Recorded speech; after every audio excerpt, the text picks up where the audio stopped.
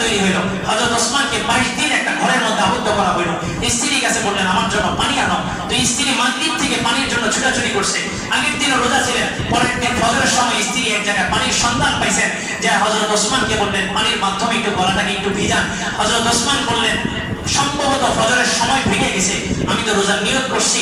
স্বপ্নে মুহাম্মদুর রাসূলুল্লাহ সাল্লাল্লাহু আলাইহি ওয়াসাল্লাম আসছেন, বলছেন ওসমান তুমি যদি আজকে বিদ্রোহের মোকাবেলা করার জন্য প্রস্তুত হও তো আল্লাহ তাআলা বিজয় তোমাকে দিবে, আর তুমি যদি ধৈর্য ধারণ করো সন্ধ্যায় দুইজন একসাথে ইফতার করব, তোমার কাছে কোনটা মর্জি?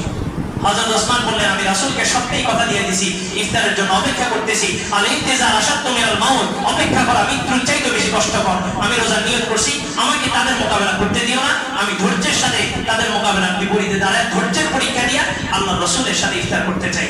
দুপুর বেলায় তারা হযরত ওসমানকে হত্যা করছে। সর্বপ্রথম যে কোপটা চালাইছে হযরত ওসমানের ঘাড়ের উপরে, রক্ত ছিটকে যায় কোরআনের ওই আয়াতের উপরে পড়ছে। কোরআন এখনো জাদুঘরে সংরক্ষণ আছে। সিবগাতুল্লাহ ওয়া মান আহসানু মিনাল্লাহি সিবগা, আল্লাহ তাআলার রং, আল্লাহ তাআলার রঙে প্রতিটা মুসলমান নিজেদেরকে রাঙাও। আল্লাহর রঙের চাইতে ভালো কোনো রংকারী পৃথিবীতে কেউ নাই। হিন্দু ধর্মরা তারা বাচ্চা জন্মলাভ করার পরে তাদেরকে একটা রঙের পানিতে চুবায়, খ্রিস্টানরাও এটা করে।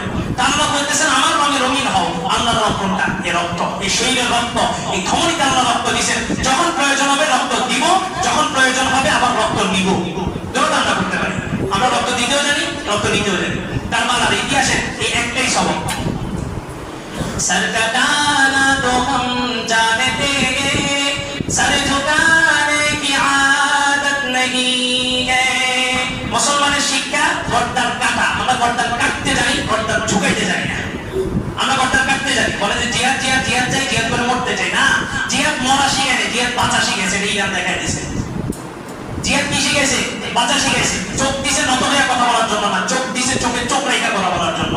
মাথা দিছে মানুষের সামনে নত হওয়ার জন্য না, মাথা দিছে আল্লাহর সামনে নত হয়ে এক আধ্যাত্মিক শক্তি অর্জন করবে, যে আধ্যাত্মিক শক্তির মাধ্যমে সমস্ত কাফের মুশরিক বেঈমানদের হৃদয়ের মধ্যে কম্পন তৈরি হবে।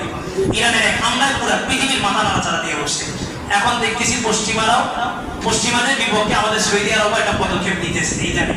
কিন্তু এমন একটা সময় পদক্ষেপ নিচ্ছে যে সময় আমাদের মুসলিম ভূখণ্ডগুলা সব বম্বিকে ঝাঁঝরা হয়ে আছে, শত সহস্র শিশু চলে গেছে, শত কোটি মায়ের ইজ্জতের ধর্ষণ হয়ে গেছে, শত সহস্র নেতা যারা নেতৃত্বের সর্বোচ্চ আসীনে ছিল এই সমস্ত নেতাগুলা হারিয়ে গেছে। এখন সৌদি তার একটু টান নড়ছে, সে এখন ফিলিস্তিনের বিষয়ে কথা বলতেছে।